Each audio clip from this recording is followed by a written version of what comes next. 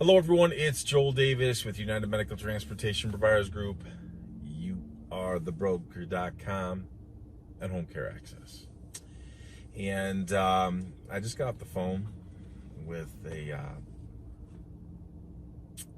very good client provider, working hard. Been with him for a number of years. Great dude, works hard, love him. And a lot of good things going on, not just with him, but a lot of different providers, a lot of different moves we're trying to make with his business. And I figured, hey, since I have the time to kill here right now, let's maximize our time and put together a video. So that's what we're doing. So I'd like to, with my available time, I want to hit on a bunch of different topics. So forgive me if I kind of jump around a little bit, as I do quite frequently. But, there's a lot of crazy things going on right now. And we've been very busy on our end. All good. Can't complain. Still working to catch up on some different things. But working with a lot of new providers coming in. Experienced providers trying to expand, diversify into new markets. Other people trying to sell. So let me start with, why don't we start with talking about, let's start with contracts, specifically in regards to selling your business. Now, I've touched upon some of this before in previous videos, but if you contact us, we're not just a referral source. So we're not going to just refer you to somebody else, okay? So basically what we do, are we a traditional broker? No, we're not a traditional broker. We're not out there trying to sell any and every business we can out there. I have no interest in that. Obviously, our wheelhouse is NEMT transportation, home care. Obviously, everyone knows I'm busy with my broker business as it is. So I'm not out there. I'm not a traditional business broker trying to sell any possible business. I don't need to sell any business to get commission to put food on my table. That's not what we do. So we don't need to charge those 15-20% commissions and try to sell everyone's stuff. Okay, so I would classify us more of like an M&A advisor, a merger and acquisition. Even though in all these years that we've been working with different providers, we've only helped 2 different people with mergers. Everything else we do is with buying and selling, so the acquisition of their business. So what you have to understand is when you contact us and you want help in buying or selling your business, we're not just going to be a referral source. So when we ask you for particular items, if we have to fight and strain to get that information from you, why would I possibly refer you to somebody else who, we're going to put our name on the line, refer you to someone else, and then they have to fight and strain to get information from you? That's just not feasible. It's just not even going to happen. It's foolishness. It's a waste of people's time. Let me give you an abbreviated version of the process, okay?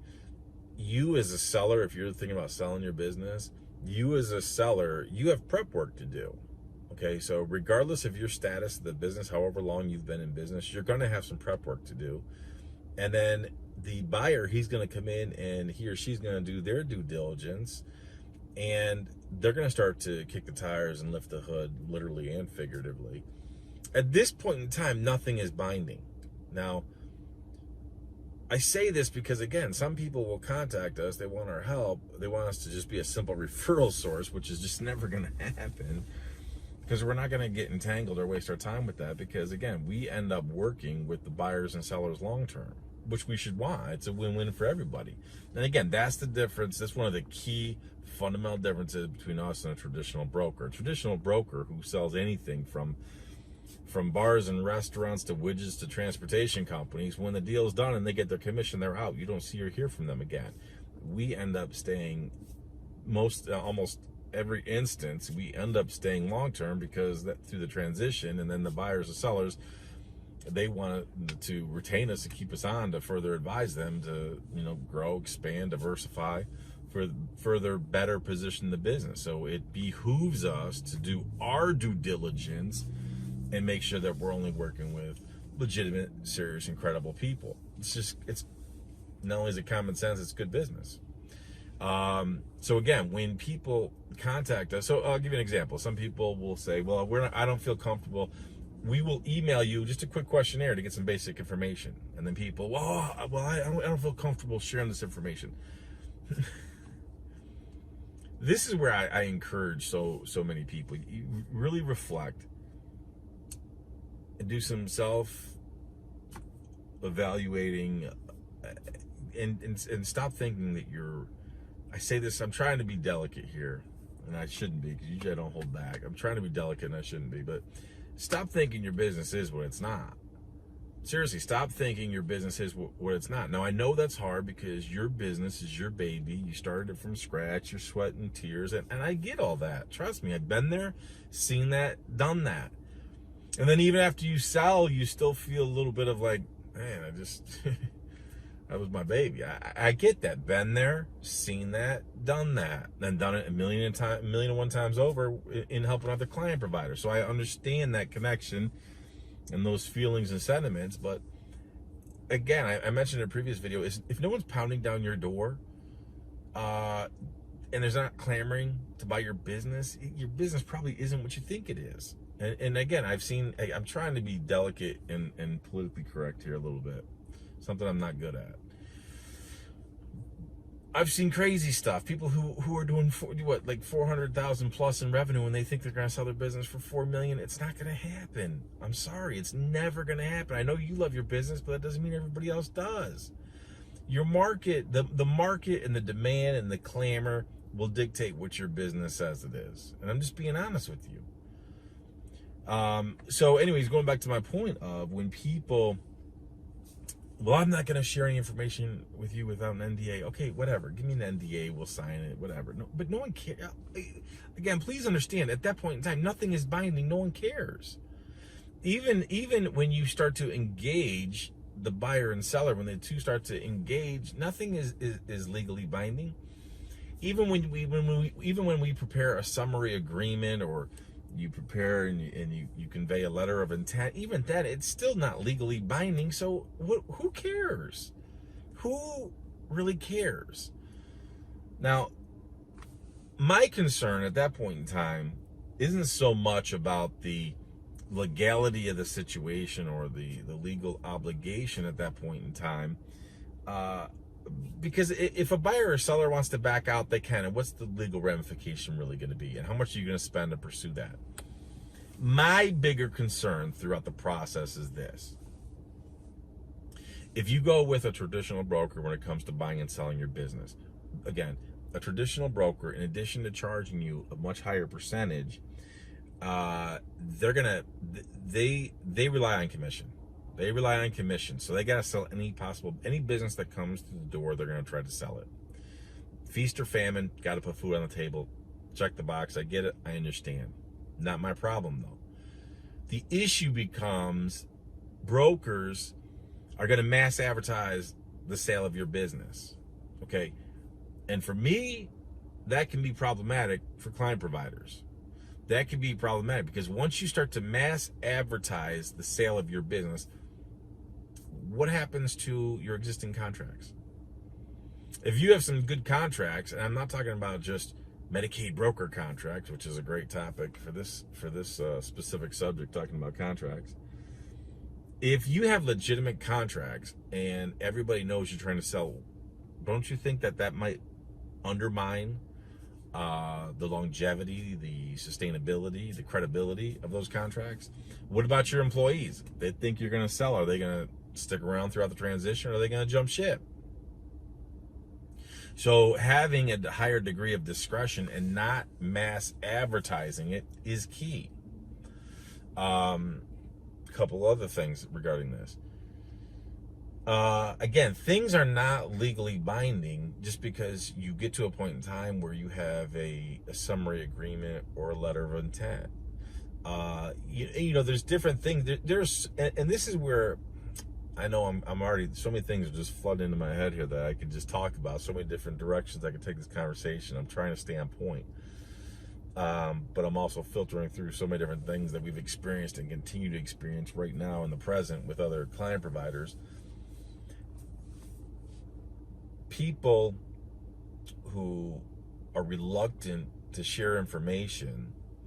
And I understand you want to be discreet, you don't want to put it out to the general public, but if you're not at least going to share it with us, then our red flags go up and our concerns go up. Okay, how is this going to be with a prospective buyer? If you have a difficult time sharing things with us, and you want me to bring a prospective buyer to you, are you going to be equally difficult to work with? Because we're not wasting our time with that.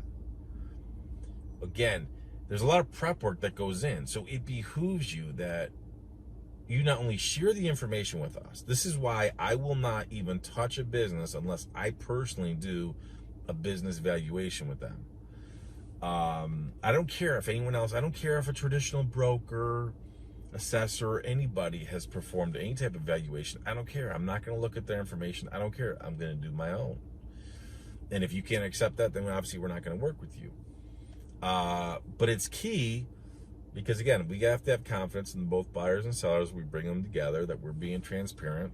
I got to be able to stand behind those numbers and everything. And also, in doing the valuation, I'm going to make specific suggestions to you of things that we might need to do now to position ourselves to not only get a buyer, if we don't have one, or to convince an existing buyer of why this is a good investment. And there's a lot of things to consider. Take, for example, look, you may have started the business by yourself, maybe with your spouse. And let's say, for example, and I've seen this a million and one times, if your office staff is pretty much all family, yeah, that's a problem. It's one thing if you have one or two family members working there, but a prospective buyer doesn't want to come in and buy a business that your spouse is the key player in the business, or your sons and daughters, that they're the key integral part. Because guess what? When the business transitions, if there's a disagreement, whatever, who are they going to back? Are they going to back their parent or loved one? Or are they going to back you, the buyer? It's obvious. So now we have a serious problem that's starting to brew and boil. So again, these are things that we want to think about, consider, look long term. If we're going to sell the business, we don't want to build the business where it is absolutely reliant and built upon family members, just or friends, close friends. Okay. Likewise, if you got a key player, if you have a key player, let's say you only have one dispatcher. If you only have one dispatcher and you're just heavily reliant on him or her, how do we know that they're going to stay through the transition? That buyer, they got to do their due diligence. And these are all things that they have to take into consideration of what's the sustainability as we transition the business. And then I want to work to grow and scale. What's that going to look like? There's always little subtle changes. You get to a point in time. Here's an example. This is a few years ago, but this is one that, man, this is a learning lesson for me. We already had a summary agreement in place. And what did the seller do? And this ended up being the straw that broke the camel's back. We actually had the seller, before the actual purchase, gave everybody big raises. That's a problem. That's a problem, because that buyer bought that business. There was roughly 20 employees at the time. Just under. Again, this is a few years ago, so pardon my ignorance. Well, you gave everybody raises. You gave all your drivers raises on your way out the door, which didn't end up happening. So the seller took it upon himself. If he had at least consulted with me prior to, this wouldn't have happened. Because I would have said, absolutely not. No. That's not how we play this game. So you're not gonna give this big gracing gift to everybody, and then you leave the financial bag, the burden of that financial bag to the buyer. That's just not good business. You can't do that. So this seller decided to give everybody raises. All the drivers got raises. I had 3 office staff. They all got big, not big, but good couple. But look, when everybody's getting a couple dollar raise per hour, that's a lot of money. That adds up. And you think about it, it's not just the money you're paying. It's everything associated with that. The workers' comp, matching FICA, payroll tax, unemployment, all that kind of good stuff. So again, these are all different things that you have to work throughout the process. So this is a classic example of why we're not just a referral source. This is an example of why we're not just a broker where we just got to get you to sell, close the deal, and then boom, we're done, we're out. No.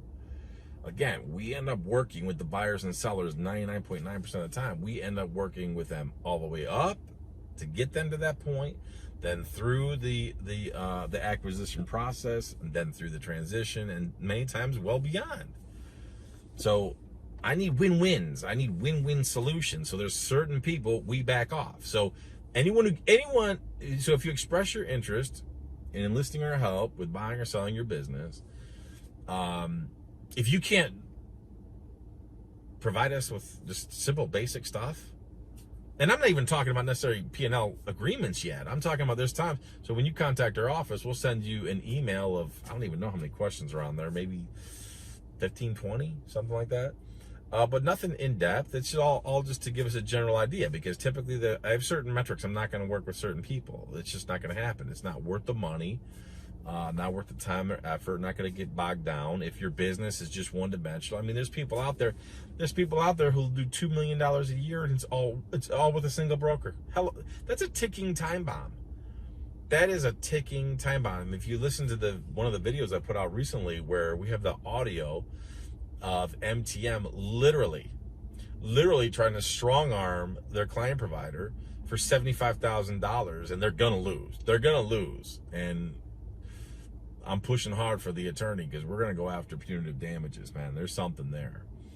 But that's a ticking time bomb. So if you're one dimensional, now everyone knows how I feel about brokers. I have no problem with brokers per se, as long as it's profitable. But at least if your business, and I say this very loosely, keep this in mind, at least if your business is comprised of multiple brokers, 3, 4, 5 different brokers, at least that's a little more palatable than if you're just dependent upon a single broker. If you're dependent upon a single broker and you think that you're going to sell your $2 million business and people are going to fall over themselves to get to that business, anybody with half a lick of sense is never going to do that. This is where I also talked about, especially people because we get a lot of people who want to buy in other states. We see it all the time. So if I'm an out-of-state buyer, I want to buy an asset.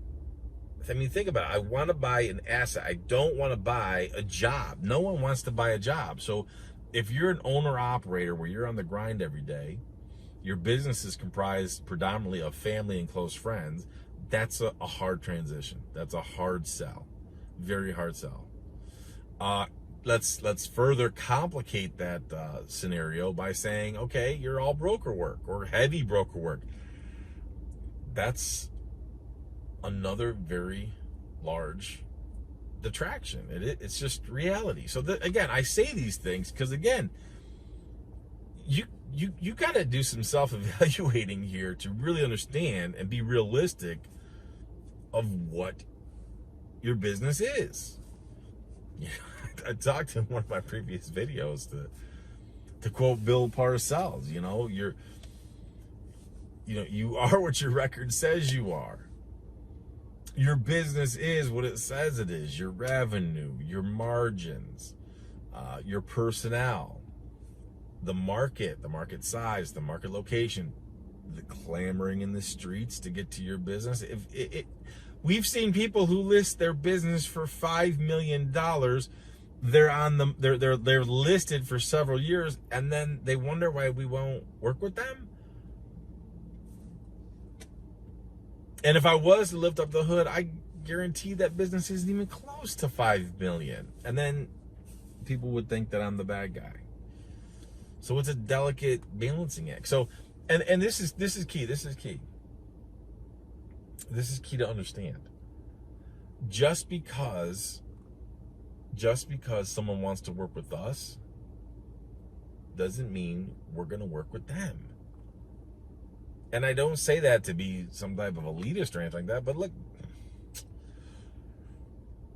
there's some people who we just can't work with, or we don't want to work with, because we know that at the end of the day, it's a waste of time. We will never fight with you. We will never fight to work with you. It's not going to happen. There's people, man, there's so many different directions I can go with this one. There are people who come to us who just want me to co-sign what they're doing. No. If I have to fight with you to tell you what works, what we know works, we see it. Look, if I was only working, I reside right now unfortunately, in the People's Republic in New York. Not my choice. It's out of love of wife for right now, which I'm always going to love my wife. But for her, my wife's an OBGYN. She's a baller shot caller at the hospital she works at. They all love her, all that kind of good stuff. So whatever. Her situation, her contract keeps me here. Otherwise, I would have long since been gone. My biological clock is ticking. Different topic, different story, different day. Anyways, if I was only working with people, let's say in New York, then maybe I would be more hard pressed, and I would, okay, I'll work with you. No. We work with people all over the country. So we see what works in many different locations. This is a great opportunity that we have, because in working with different people all over the country, we literally have our finger on the pulse of how things are different everywhere, both for home care and NEMT. Okay, things are different everywhere. And this is also where it's just a beautiful thing. It gives us a beautiful position, because we could see, like, right now, let's put things in perspective. Right now, people are struggling. It's just fact. It's just fact. I'm going to have my people, when they produce this video, I'm going to have them put up a link or image or something like that. It was just on CNBC. CNBC, Communist News Network, okay? CNBC. Our national debt is growing at 1 trillion. T like tango. Our national debt is growing at $1 trillion every 100 days. Do you really think that's sustainable? Now, I've been clamoring for, it seems like, an eternity, that we're going to have a serious crash, and we're going to. The problem is that when we do have this crash, it's going to be far worse than 2008. Why? Because in 2008, when we had the crash, national debt was like 8 trillion. We're pressing closer to 40 now. So we're 3-4 times the national debt. So it stands to reason. First of all, we know that having a national debt that increases by $1 trillion every 100 days is absolutely not sustainable. So when it crashes, because the national debt is 3-4 times as high, it's going to be that much more ugly. Why do I mention all this? For how long have I been saying you have got to have good, strong, positive, cash flowing businesses? Fact. Bottom line. Start, end of story. You have to have good, strong, positive, cash flowing businesses. Here's the good news. NEMT transportation going nowheres. Home care going nowhere. So when things collapse, people still going to have to go to dialysis. Things collapse, Mrs. Miller, who lives at home alone, she's still going to need home care services. So these are two very good, sustainable businesses. However, the caveat is this. If all your business, when it comes to NEMT, if all your business is broker work and you're in some fixed agreements that you can't negotiate any higher rates of reimbursement to help you when the price of gas goes up, or insurance goes up, or labor goes up, that's a problem. That's a problem. This is why you don't want to be one-dimensional. It's interesting. This is about 2 weeks ago, when I was preparing a contract for a client provider, the nursing facility, big chain, they tried to, when we were negotiating, their rebuttal to our agreement that we prepped for them, their rebuttal was they wanted to mandate that we could not increase our rates of reimbursement more than 2% annually. Go crap in your head. Absolutely not. Never going to happen. First of all, you don't control us of how much we can increase our rates. Absolutely not. Okay, if something happens with the price of gas, insurance, labor, whatever. And look, everybody across the board, I don't care what business you're in, what industry you're in, and we brush elbows and work with a lot of different people, a lot of different industries. Because so many of our client providers own more than one business. So we see and learn and are exposed to a lot, which is awesome. Every single business across the board has labor issues. Every single one. So that's a big challenge. So I don't care if you're doing home care, if you're doing NEMT, your broker business. In my broker business, hey man, if I could find more people who could work, I could do even more. Fact. We have a lot of good things going on, but it's just amazing how things have kind of complicated themselves. So even if you have employees versus contractors, and in my broker business, we only use 1099 contractors, but guess what? They're hard to find too right now. So anyways, I say that because you had this nursing facility, this big chain.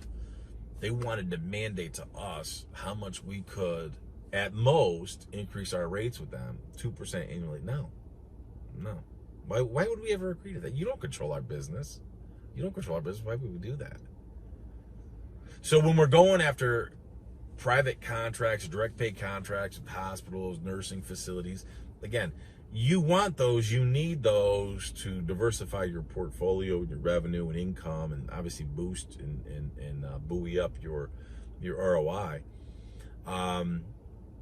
But you can't allow them to dictate terms to you. Now, I've talked in previous videos, you absolutely never go beyond that 30. You never go beyond that 30. Okay, a facility, trust me, they're paying their labor once a week, once every 2 weeks. I guarantee you they're paying their utility bills. I guarantee you most of those, when it comes to food vendors, a lot of them are actually paying net 7 because food is obviously critical. Okay, that's a lifeline for them. They need that food to keep coming in. So a lot of those food vendors will have them over the barrel where they'll go net 7, typically no more than net 15. So typically they're going to be paying those food vendors every 2 weeks.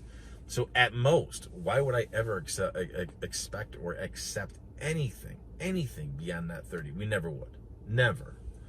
But there's a lot of suckers who do. So then you also have people who will, well, I don't understand. How does Joel get contracts with these hospitals and nursing facilities? Well, what do you want me to give you, all the secret sauce?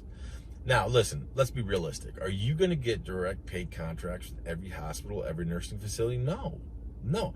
Every single one, barring they're not part of a chain, but they're all different. They all have different levels of demand. They all have different levels of need.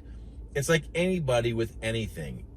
No two conversations are going to be the same. No two people are going to be the same. The way you engage is the same. This is why seriously, I can't stress this enough. Because a lot of people will say, well, I'm thinking about using you guys, but I need some guarantees. Okay, here's your guarantee. If nothing changes, you lose. Fact. That's as far as I'm ever going to guarantee you. Do you really think that we are going to waste our time going through the sign-up process, start the process, working with someone, and then you don't do anything, you flounder, your distractions, life happens, whether it's legit, life happens, wife this, daughter that, whatever, or you're just plain lazy. Do you really think that I am ever going to waste my time with a guarantee? Absolutely not. The only thing we have for guarantees is death and taxes. So the guarantee is this: if you don't do anything different, you're going to lose. If we know that we're going to crash at some point in time, we need to have a good, strong, positive, cash flowing business. If you know that you're only one dimensional, if you know that your business is just built poorly, i.e. it's just built around family and close friends, and then you want to sell your business, who really wants to buy that? Again, so here's the guarantee. If you don't adjust, you don't change, you don't diversify, you don't create a better pathway, a better strategy for success, you are going to lose. That's the guarantee. If nothing changes, you lose. And if you're not gaining, guess what? You're losing. There's no in between. There's no in between. And again, there's a lot of, so this is why anybody who's giving you a one size fits all, sign up with this is the other thing too, and I've talked about this previously. Well, I need a contract to sign up to work with you one-on-one. Why would you want a one size fits all contract for something that, look, what are we going to do? Are you going to sue me and I'm going to sue you over what? $4,500, $8,000, $20,000, whatever it is that we're working. No, it's at the end of the day, watch all of our videos and content. If you don't have confidence in what we're saying, what we're doing, if you haven't talked to our team members, whether it's on the phone or through email, if we haven't built up that rapport, if you don't have the confidence, then simply don't move forward. I can assure. Here's the other guarantee: no one's going to fall all over themselves. We're not going to fall all over ourselves to try to convince you to work with us. If you don't get it, you don't get it. You know, in the previous videos, we've talked about all the different White Walker advisors out there, all the free advice and all the fake book groups, all the battle of the dingbats, people giving all this stupid advice. Again, we got a client provider, and I've talked about her in multiple different videos. Fortunately, we just sold one of her vehicles, which is great, so we liquidated it. But she followed the battle of the dingbat advice. Okay, she followed the battle of the dingbat advice. She fell prey to the whole, we got to do it for our people. The sisterhood. You know, bow to the altar of the skin color. You know, it's like we're do it for the sisterhood. We got to do it for our people. Dude, your money doesn't care. Your community doesn't care. The laws of economics do not care. The laws of economics are never going to change. They're never going to be racist. No one cares. The only color that should matter to you is green. Bottom line. You make decisions on the margin. I've been saying this for an eternity. You make your decisions on the margin. If you're going to trust someone just because of their skin color or their gender, that's a fool's game. Good luck with that. So my client provider, boom, wasted almost 200 grand. Followed the battle of the dingbat advice. Hooked up with Motive Care. Trying to almost 45 grand, fighting with them, trying to get that money, which will be a big boost. Do I think we'll get all of it? No. Do I think we'll get a chunk of it? Yeah. Is it still a loss? Yeah, because she paid labor on all that. She paid for wear and tear on all that. So I guess you could argue maybe we'll go sideways depending on how much of a chunk we get of that 45,000. Are we going to get it all? No. And how much time have we wasted in fighting to try to go after it and get it? TikTok, the clock is ticking. I mean, again, strong, positive, cash flowing businesses. Let's say Motive Care did pay her the full 44,000 and whatever it was. Is it a win? No, because how much time has been wasted, lost, missed opportunity, had to close the doors because we listened to the battle of the dingbat advice. No, it's calamity. Again, fortunately, we were able to liquidate one of her vehicles. Got to liquidate a few more. So that helps alleviate some of the pressure as we work to try to circle the wagons, restructure, rebuild, so we could completely launch in a completely different way. So again, if I say this because, listen, if you think you're gonna go to the fake book groups, hey, anyone got the number for Motive crap? Hey, I'm looking for a good White Walker advisor. Folks, you know, I refer to it so often as the free advice, that brother-in-law advice is the most costly advice. I call it brother-in-law advice because it's like one of those things when you're at Thanksgiving dinner and you got that family member who's always telling you, oh, well, you should do this. Oh, you should do that. Yeah, but they've never done it themselves. But that's so many people fall prey to that. And then when you layer that on top of, do it for the sisterhood. We got to do it for our people. The struggle is real. Yeah, struggle's real. Violate the laws of economics.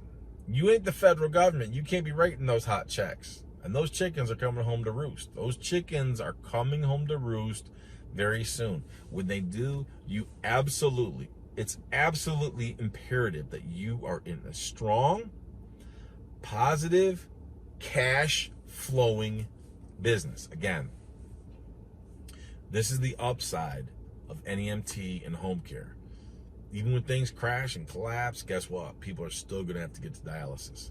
People are still going to have to go to chemo. People are still going to be getting discharged from the hospitals. Okay, people are still going to need home care.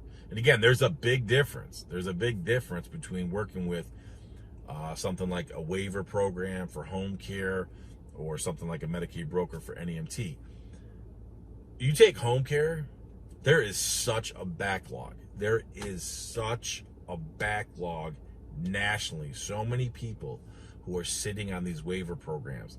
And many of these waiver programs now, so many of them are just, out of necessity, they've had to start throwing more and more money at it so that home care agency providers can get better quality and work to retain, not only find, recruit, train, but retain legitimate caregivers. So the waivers have had to throw money at it, and it's still not enough because there's still so many people on waiting lists.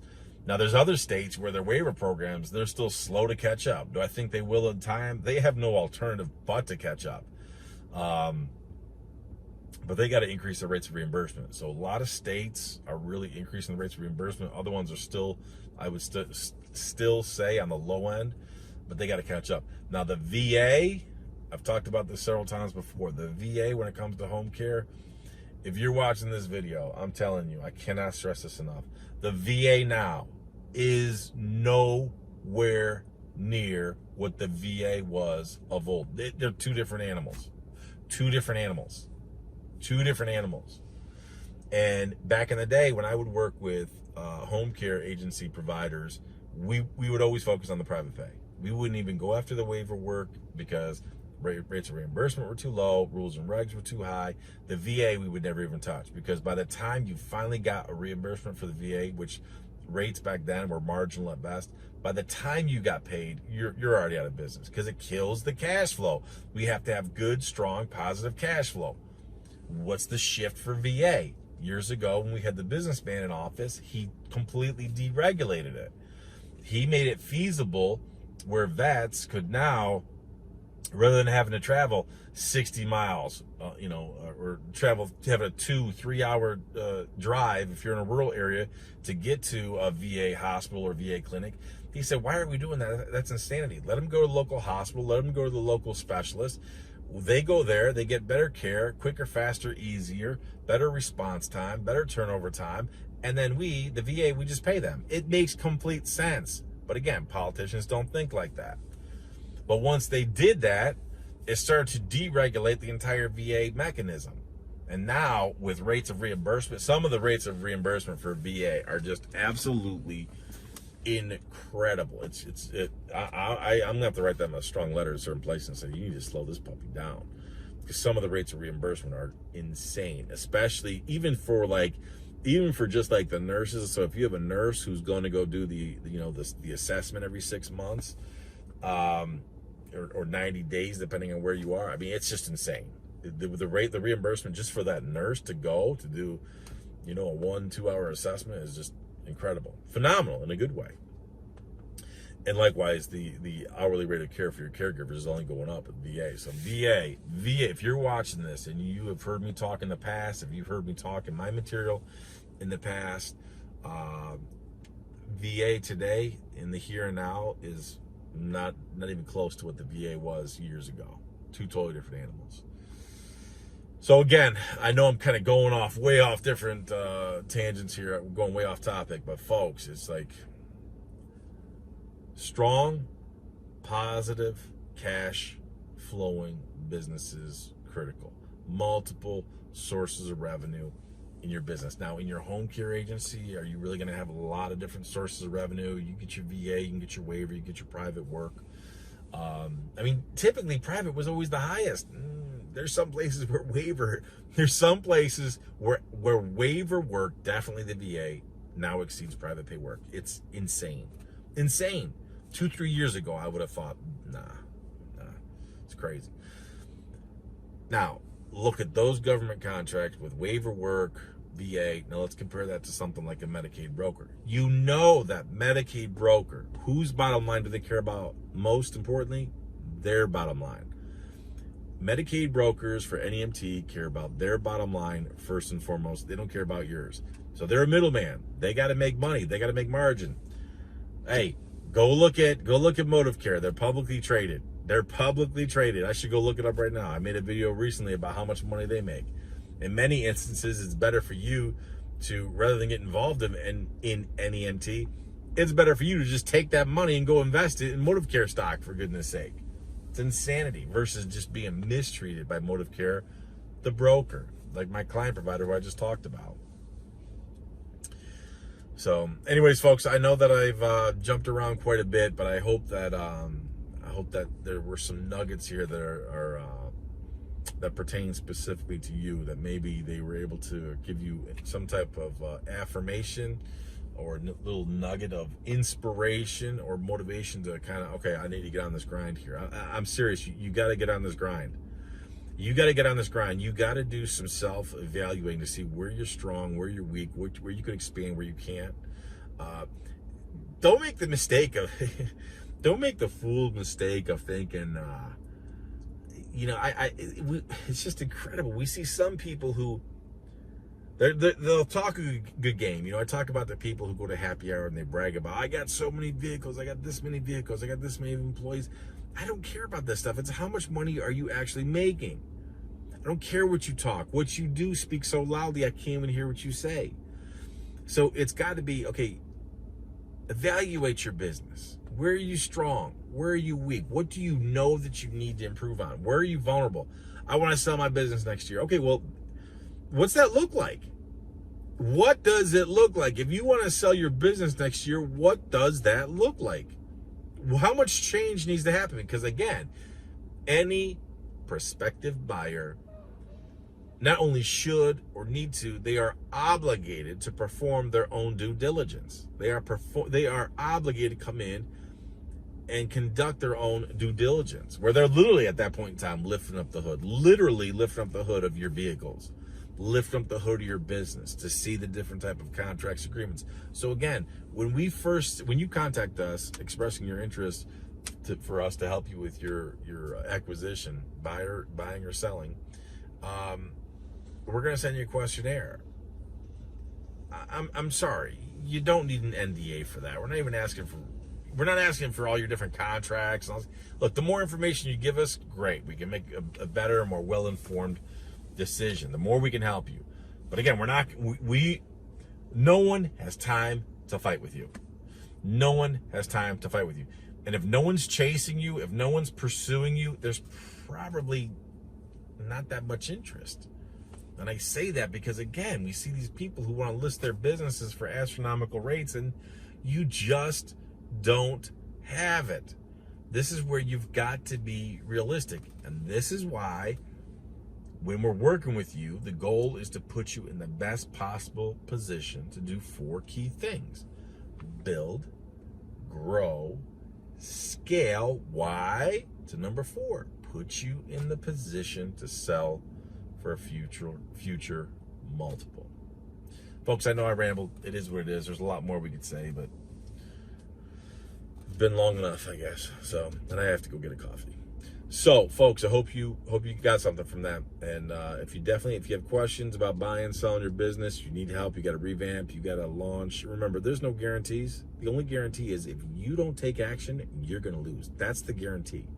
There is no guarantee. Anyone trying to give you a guarantee, we're guaranteeing I'm going to help you do this. No, that's a fool's game. That is an absolute, anyone trying to give you a one-size-fits-all contract or trying to guarantee you that they're going to do for you, for everybody else. No 2 businesses are the same. No 2 people are the same. No 2 business owners have the same degree of motivation, market opportunity. There's nothing. There's no one-size-fits-all. Anyone giving you a guarantee, run as fast as you possibly can. But the guarantee, you don't take action, you're going to lose. But I know you are. So when you take action, don't be surprised. I'm going to see you at the top.